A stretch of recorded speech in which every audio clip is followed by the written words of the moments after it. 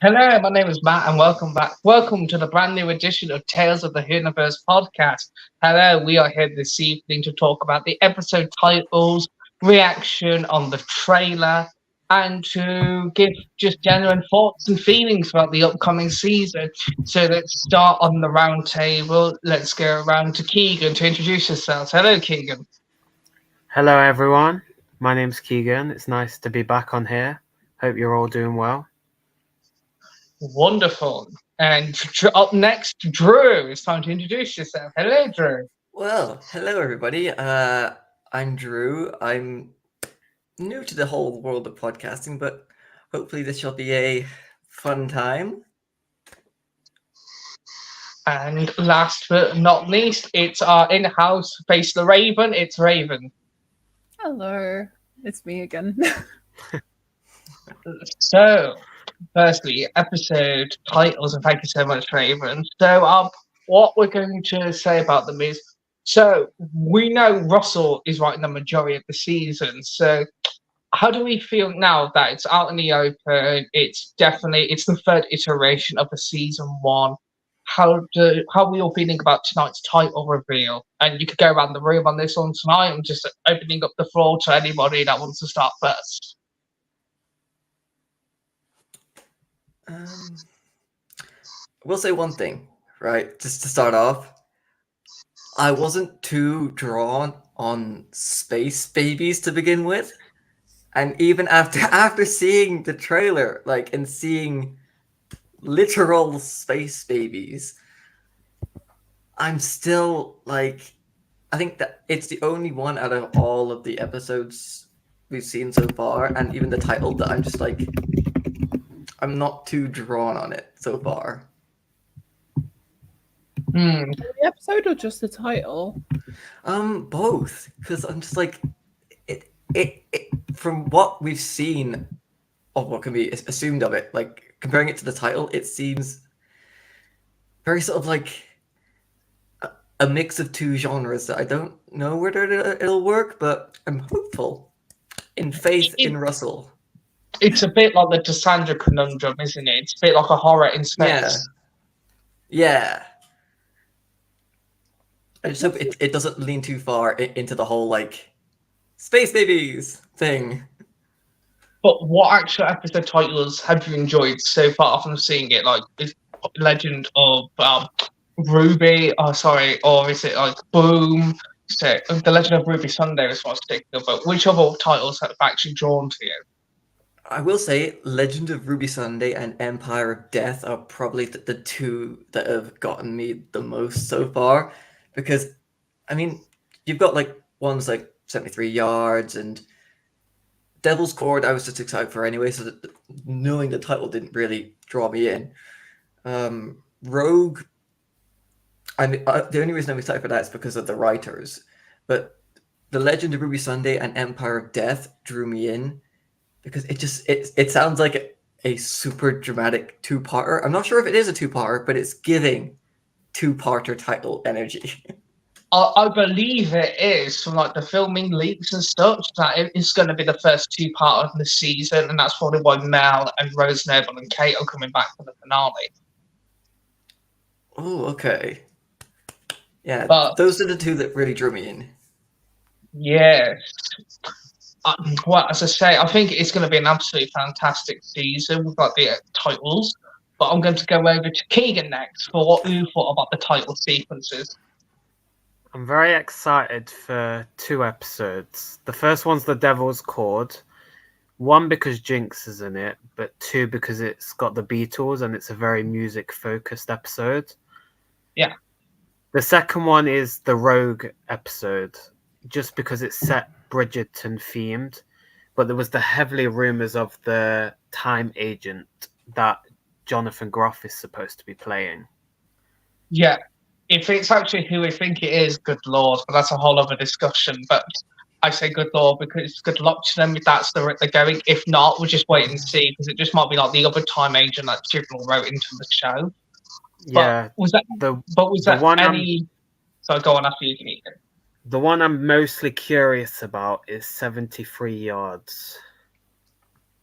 Yes, because we don't know a lot about that one. But I'll tell you this, I'm looking forward to seeing what these hidden episodes we know nothing about the most.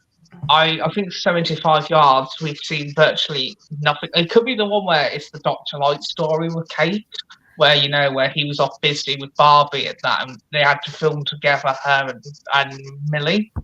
But what episode titles aren't drawing you in the most, Keegan? The Dot and Bubble. From what they showed, the teaser they showed on X, I just have no idea what it's supposed to be. Yeah, I'm not sure if anyone else got anything from it, but it's just I it don't looks know. it looks a bit social media focused with like that kind of dot and bubble type thing. Even the reveal about it, but I kind of agree on that one because it could be delving into a social media type episode because we know virtually nothing of it apart from the name and the way it clicks. But we'll see. We'll see as it goes on. But Raven, what episode titles are drawing you the most at the minute? You know what's funny? It was that I was gonna say that like not even like just to be like in opposition or something. Only because I saw someone tweet that like basically they'd spoken to like Russell T Davies at some point and like it was compared by Russell T Davies to Wild Blue Yonder. So I was like, ooh. So excited for that. And like if it has stuff to do with like more current tech and stuff like that and has a bit of like political commentary and stuff in, I think I'd really like that.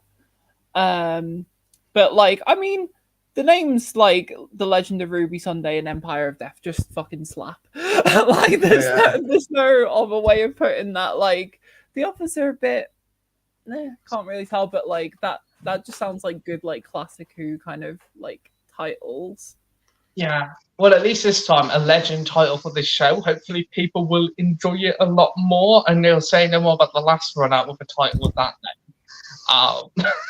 But no, for me, I think on the whole, I'm just looking forward to the massive journey. But I think the Empire of Death one, because you don't know what you're expecting, because if it is the way it's going, from a little bit of filming we've seen, it does look like Ruby's going to fall out with the Doctor. And I personally believe that's because when they met back in church, he was like, I'm alone, nobody's my family, I'm this, that. And he means the daughter, she means like the daughter of like his best friend, like the Brigadier and Kate, Mad Auntie Mel, who's literally travelling with her third Doctor, who is his past face, and his niece. So it might be a tension kind of finale, but we'll see. And the ones that I'm drawing me the most in, I'd have to say nothing at the minute because I'm interested to see the investment into each story because they could be flat or they could be boring, but we'll just have to see where the series go.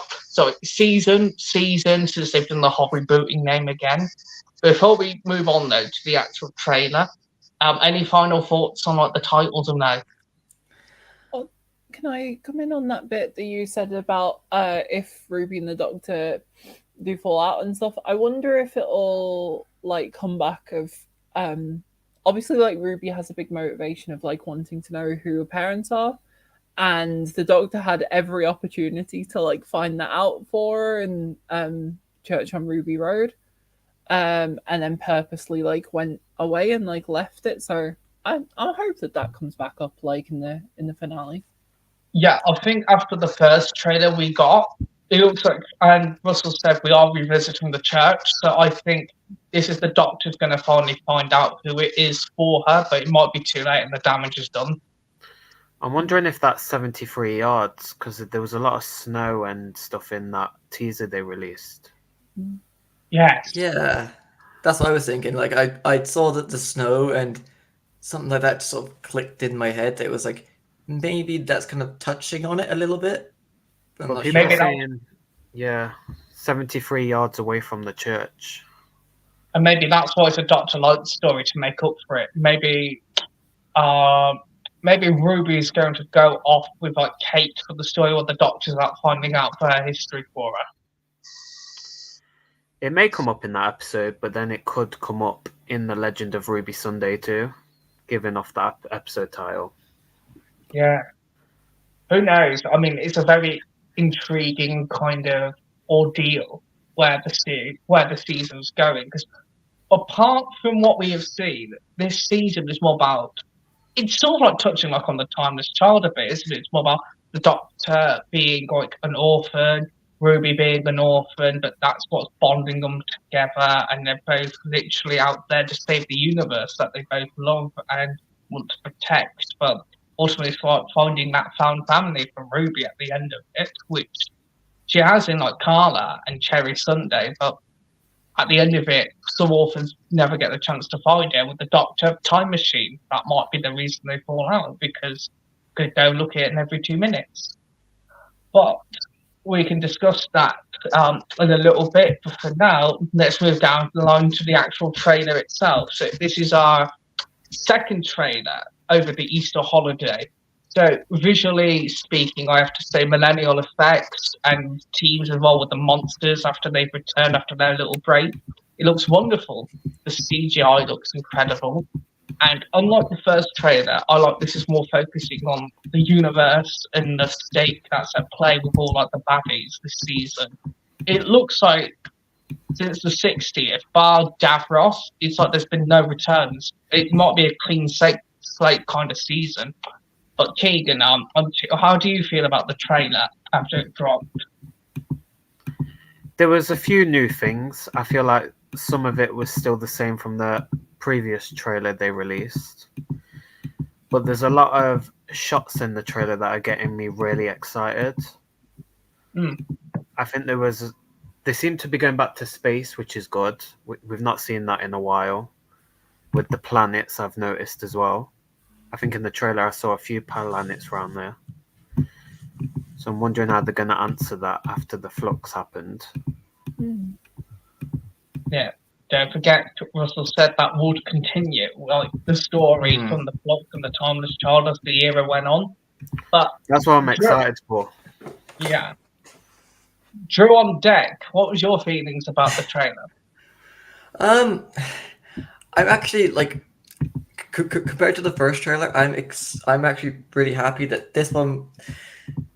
It seems like a minor thing, but I'm just happy that they managed to color grade this trailer a lot better than the other one.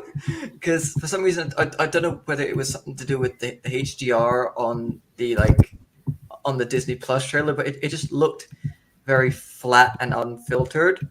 But this one seemed to have a bit more color brought to it, and also.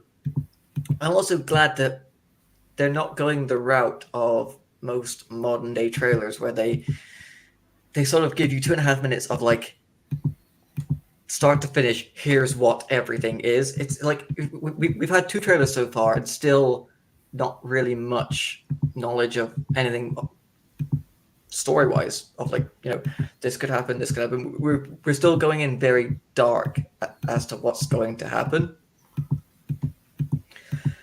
And drawing it back a little bit to the titles, I'm curious with Dot and Bubble. I know it's very controversial, but it feels like looking at the title card of it, it reminds me a lot of Kablam.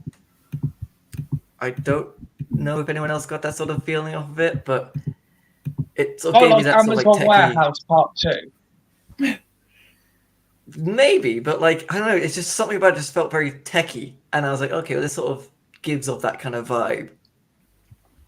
Yeah, and that's why I think each title sequence is mattering. That's when they're not revealing every aspect of each trailer, because then you'll be at the run of the risk that you've spoiled everything. It's a bit like why he kind of regretted the whole Wild Blue Yonder thing, because he basically said if you told everything in that trailer for the 60th, he said it's a simple story, it would have ruined it. So they're being way more careful on each episode now that they're picking up notice. But Raven, what's your thoughts on the trailer?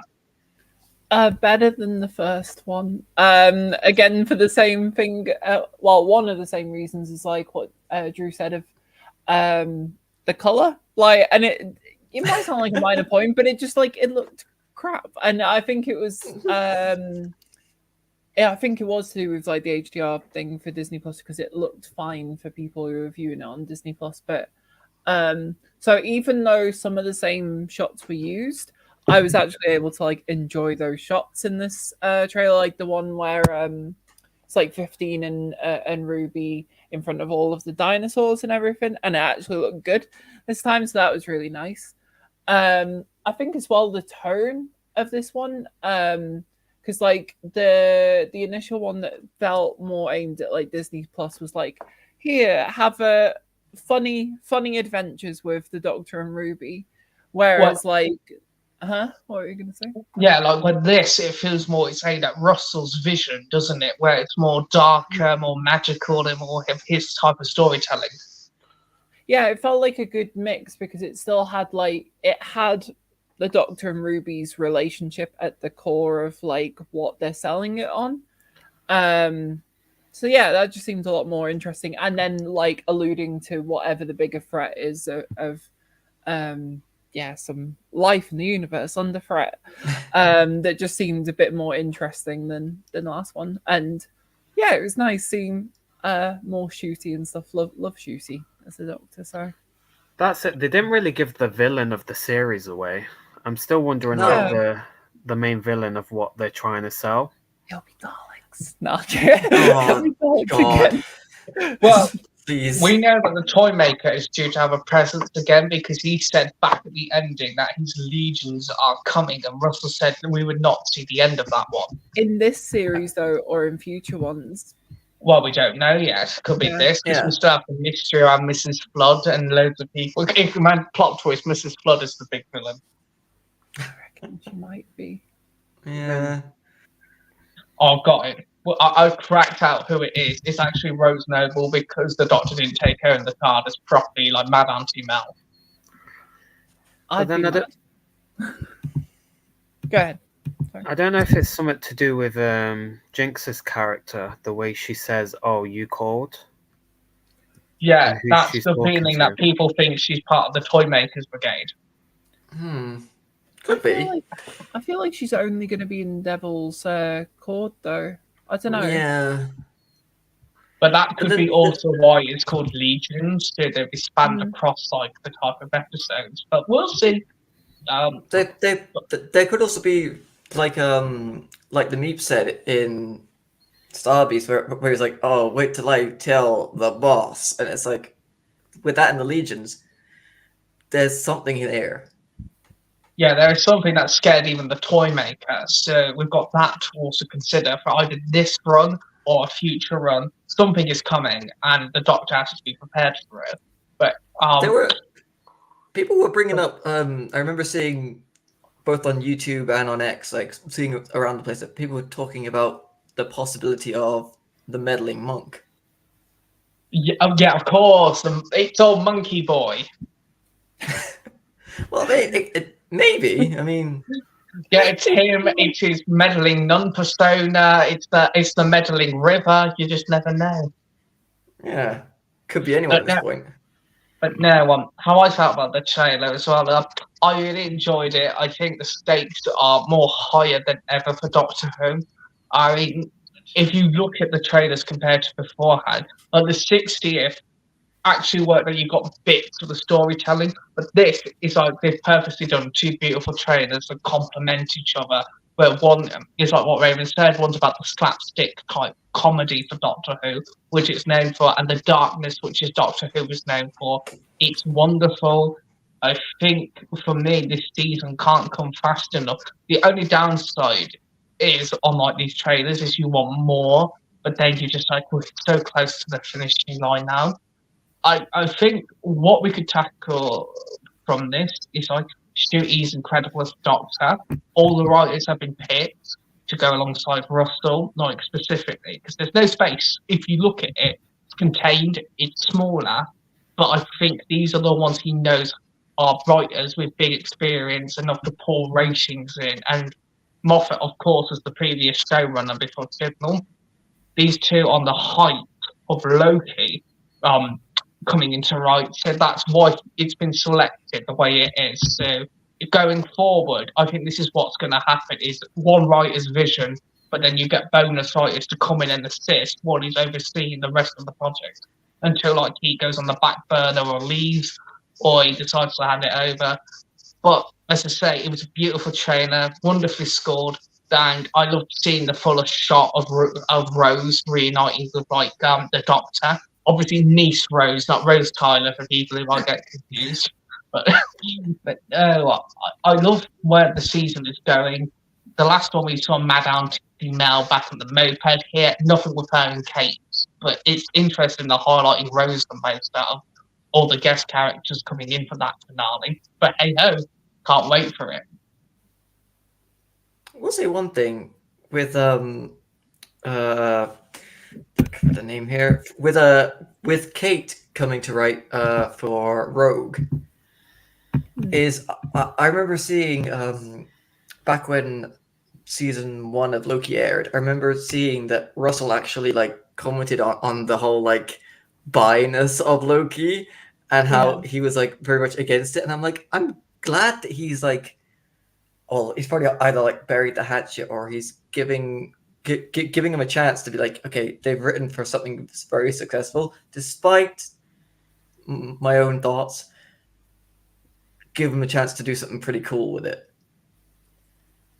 Oh yes. His problem was like that they kind of were a bit almost cowardly in terms of the representation. Yeah. So it'd be interesting if they wrote for Rogue and stuff, like whether or not it is a bit more queer or not. It'd be cool. I am betting right now. I'm betting it right now. Jonathan Groff's character is going to be queer. Could be the way the Doctor looks at him. This record date and time. Come back in about a month. Write this down. No, but like it just seems it. I'm getting that kind of vibe off of the character that he just seems like, I don't know, getting something fruity from this. Yeah. Oh yes, and then obviously plot twist is actually as straight as the day. Oh, that would end me. That would. Let's see our comment section. Yes, the way I see from Howard's 182, the way Ruby's boyfriend looks at 15. Well, who knows? Maybe anyone who looks at the Doctor now just goes, "Hello, sailor," when they see him like River. I mean, it's Chewie Gower as the Doctor Who's not. Like... I think what's the most exciting aspect of this new, it's shorter, but it gets out faster. Now, this is something different that's going to open up for you, because we've talked a little bit about the midnight stuff, but personally, there are people who can't stay up to watch it. How do you feel about people who are trying so hard to avoid spoilers until the morning? I couldn't do it. Because my issue, I log on X as soon as I wake up, right? And I'm going to see it all. And I'm going to do it by accident. Yeah. And then I'll kick that myself. Was my issue. That was my issue, like, with any, like, Disney Plus show. It was like the day it came out, I'm like, oh, I'm just going to quickly go, oh, shit. Or even TikTok, it's like just scrolling through, and then like you come across it and you're just trying to get away from it as fast as you can. Yeah, I remember like the worst example for that for me was the finale for Mandalorian season 2, where like I didn't even go on social media, but like I opened YouTube and it was just on my recommended, directly, just like everyone was just like, I'm not going to spoil it, but certain character returns and whatnot in that finale, and it was just like every fucking video, and like I'm not gonna stay up till midnight to watch Doctor Who. Like, no.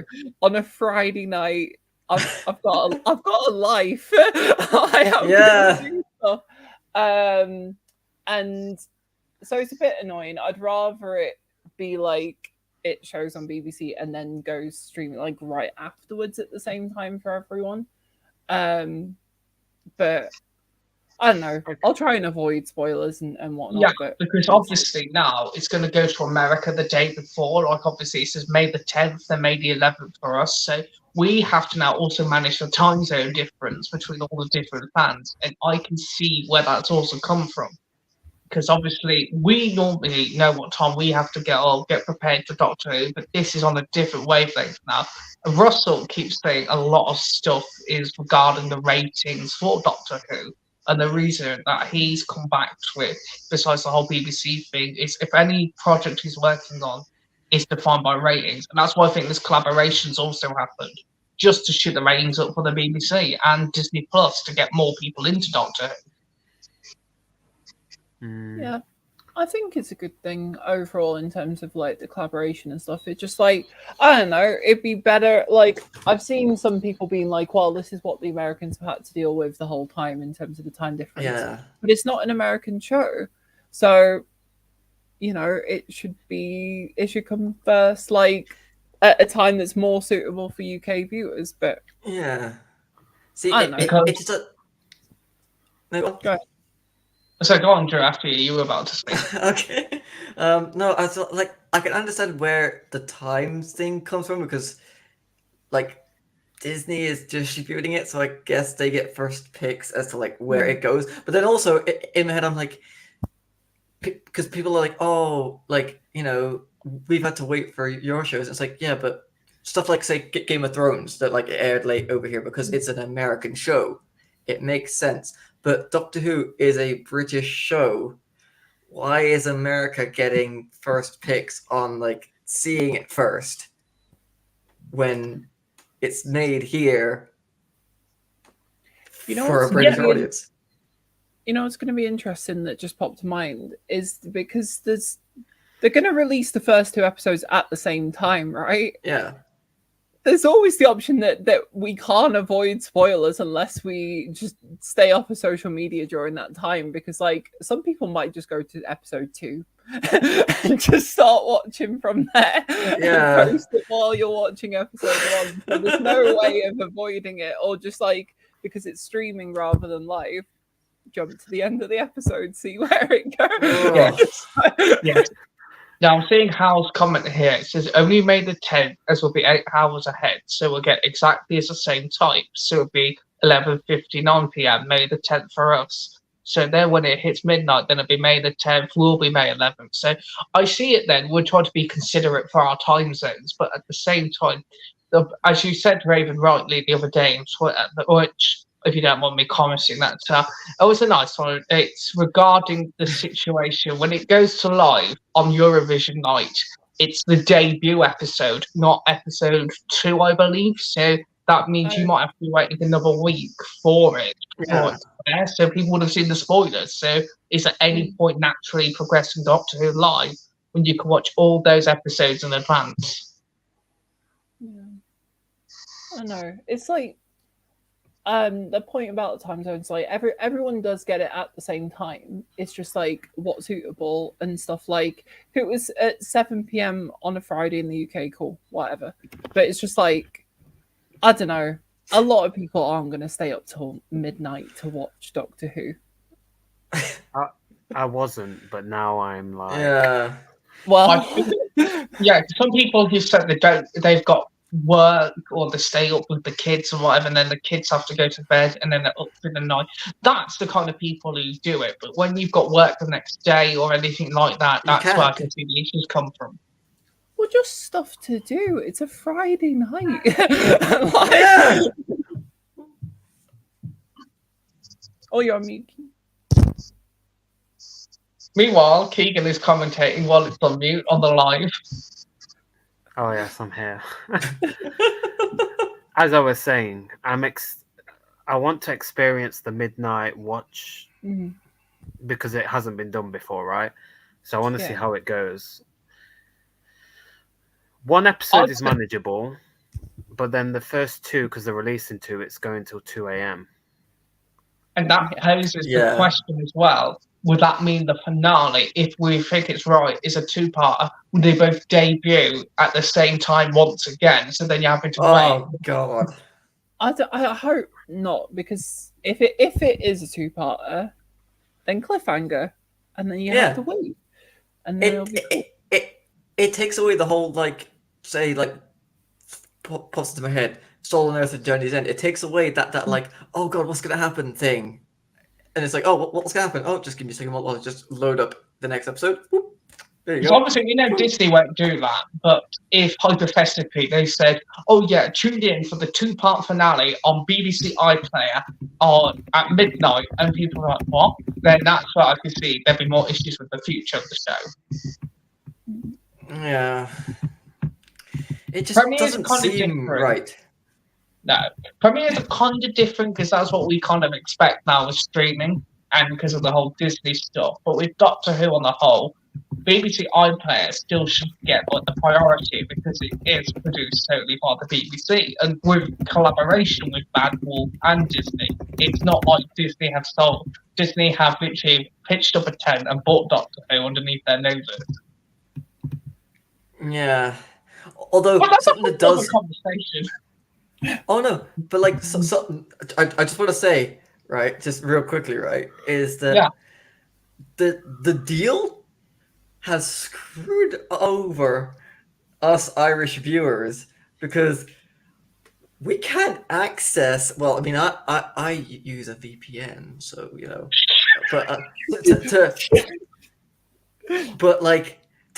we can't access like Doctor Who through Disney Plus because the deal is for the UK or no, outside the UK. So it's like, okay, well, we can't get that.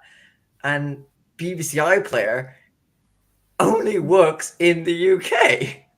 So it's like, for some reason, Ireland has just been like sort of sealed off in its own bubble where we can't get either bit of content unless... Well, we've got no choice unless we do it sketchily. Of course. Its own dot and bubble. Ain't that not? Anyway, that was the worst pun ever. And moving on. That wasn't too bad. No, not at all. Thank you. But as I say, I think it's a beautiful trailer. We're looking forward to where it's going in May. It's virtually not long now. And I just think it's absolutely going to be a wonderful time. I think... I'm sorry, I'm just going to help him out. So, Drew, using a VPN, call the Shadow Proclamation. Under Article 15 or Article 14 of the Shadow Proclamation. Yeah, I'm so sorry. Yeah, as I say, it's not long now. We've virtually got a brand new era coming up for a wonderful Doctor, and I think if you're disappointed by any of the episodes, please reserve judgment until, like I just say, as they come out. If you're judging solely on the titles and you're judging solely on cast pictures and trailers alone, yeah, trailers sell the story. But as we've known in the past, sometimes there's false advertisement. I haven't found that. Say no more. But as you know, you can just easily go into the series. Sorry, I'm going to say series. Every time I say season, there's season 1, which is William Hartnell, and series 1, which is Eccleston. So it's series 14. Don't cancel me for it, obviously, because we're here to enjoy Doctor Who, and season we're going to say it the right way, even if it's season 1.3 at this point. But no, so what else have we got here? So, anyone got any more discussions on the trailers? Any more thoughts, or do you want to just start talking in general about? Because we've not done this for a while. What you're excited for on the whole for like this season? Can we touch briefly on the number of different writers for the series? And yes. I guess Russell T. Look, Moffat. Oh, look, 2 new ones on one episode. Okay. Go ahead. Why not? Now we've opened up the can of worms. I knew we were going to have to address this. So, Raven first is the subject she's wanted. Listen, like, I'm right. preface it, I might end up loving all of the episodes. It might be amazing. It might be really new and everything. But I was a bit disappointed that there weren't more new ones. Because like, I don't know, one of the big things that I like about Doctor Who is the difference in like episodes and stuff. And it's not just like difference in setting and story. It's difference in like style. Like, for example, we know what Moffat's like. Yeah, I know how Moffat writes Doctor Who. Looking back, like in the Chibnall era and stuff too, like we wouldn't have gotten a Demons of the Punjab written by Chris Chibnall, like in that era, and nor would I ever want that and stuff like that. Would be a nightmare. Or like if Rosa had only been like solely, because I think he co-wrote it, I think. Yeah, he did. But like if he solely wrote Rosa, would I have wanted that? Or in It Takes You Away by Chris Chibnall? Like, no, not really. You know, the bits of those episodes that I like would never have come from him. And like I like how different they are. Like I said, like didn't feel like any other episode of Doctor Who. And because it's written by the amazing Vinay Patel.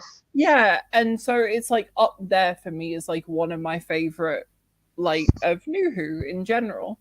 So it's just something that I like, and especially due to the fact that I'm hoping that Russell is different enough from what he did before.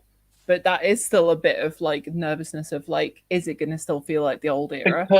Yeah. And then when most of it's also going to be written by him as well, like I'm just like, I don't know, it could be really, really good, but it could feel like more of that old era. And I already feel like I had that. So I get your concerns about it because obviously we just had the 60th, which is more of the greatest hits tour of Russell. So Church on Ruby Road. But yeah, like Church on Ruby Road felt like the first proper time he's wrote Doctor Who, where Tennant and Tate felt familiar. So we'll see like where it goes with the whole Shooty era. Yeah, I get it. If you ask who's written the last 15 episodes of Doctor Who, it's just Chibnall and Russell. Yeah. Chibnall was the odd guest writer, like Maxine Alderson, Vinay Patel, Mallory Blackman, and Pete McTighe. But there's not since series 1, not series 1, series 11, first of like Jodie's. Like after series 11, yeah, the show rebooted again. But after series 11, the number of new writers just went. But I also guarantee the episode of this season, the best one will probably be the one with the 2 new writers. Yeah. I'm just putting that out there because it's in my top 2 at the moment. Giving off the Bridgerton vibes and the time. Oh, is it when Shooty says classic and all that? I love that. Yeah. Matt, I'm a huge fan of Bridgerton, so I'm so hyped for that episode. I don't know what gave that away. You're saying Bridgerton every 2 seconds. And Jonathan Groff, like, come on. Oh, yeah. Yeah. All from The Little Mermaid. The remake, obviously, not the original with Jodie Benson that was animated. Literally, it's the episode before the 2-parter too. But can I just say, one of the most excited guest cast I'm looking forward to this season isn't Bonnie Langford, it isn't with Madeley if she's back, it's Lenny Rush in the finale. Oh, really? Yay. Lenny Rush. You gotta love him. Yeah. 14 years old, the youngest Doctor Who cast member, and he might be leading the unit. Is he a villain? Is he the scientific advisor replacing Ruth Madeley's character Shirley this week? Who knows? Yeah, they'll kill Shirley off. Yeah, Shirley's back in season 15. Oh, spoilers. Oops. Not giving the spoilers away. It's not me, it's all out on the internet. Anybody who's just heard that, please delete it from your mind. We're not being destroyed from a certain filming account on Twitter. Now that you've dropped that bomb, I'm going to drop this one. About Peter Davison. Let me finish the sentence first. The abandoned TARDIS from the first trailer. Again, write this down. Come back to me and hang me from the stocks if I'm wrong. But it's 14s. Obviously, because it does fit the description from Wild Blue Yonder, where he said the TARDIS will grow old without him. But we'll see. I'm wondering if that's the episode with Ruby focused mainly on her own. Yeah. Either that or because we know that with By Generation that it comes back to a moment. So that I was thinking earlier. I was thinking maybe that unit episode. Maybe something happens there. Maybe some By Generation thing happens there. Because it's fascinating. Kate has 2 episodes this season with with Ruby. She's in the finale, obviously, and the Dr. Light story because he was off filming Barbie. Yeah. So it's nice that Kate is developing this relationship with her. No, she's not the mother. Do not come for me if that's actually true. There was also that shot in the trailer with I don't know if it's a city with the dome over it. Yes. Oh yeah. I reckon that's in Dot and Bubble, and that's one of the bubbles.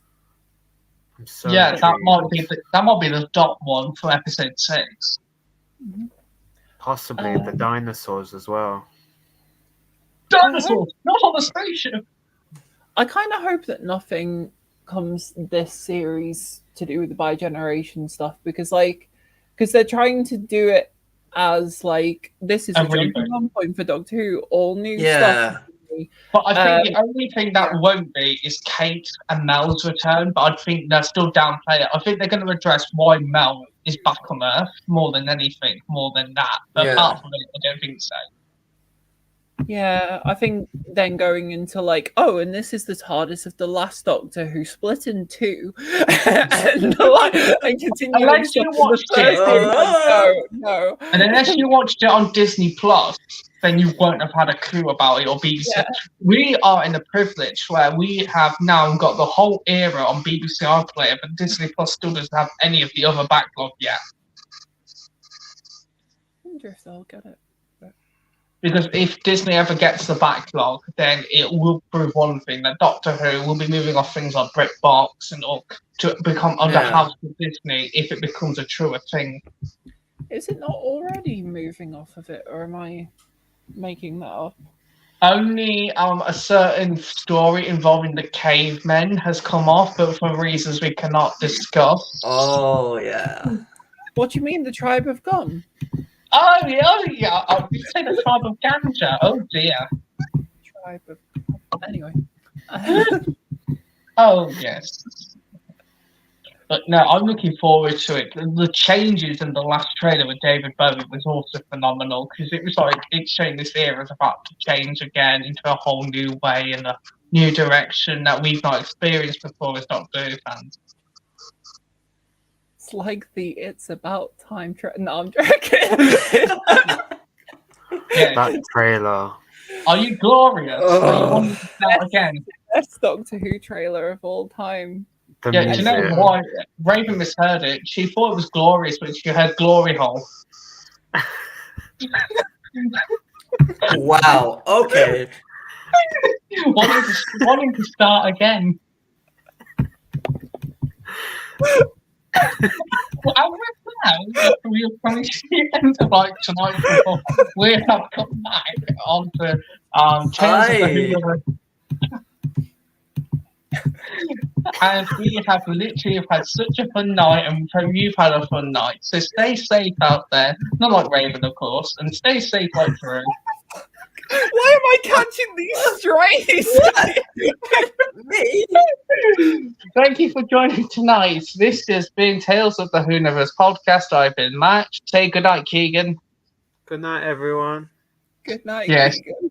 Good night, Drew. Bye, everybody. Goodbye. And don't forget, good night, Raven. Until next time. What's Raven? Say your good night. Good night. I'll take it as that. Good night. 3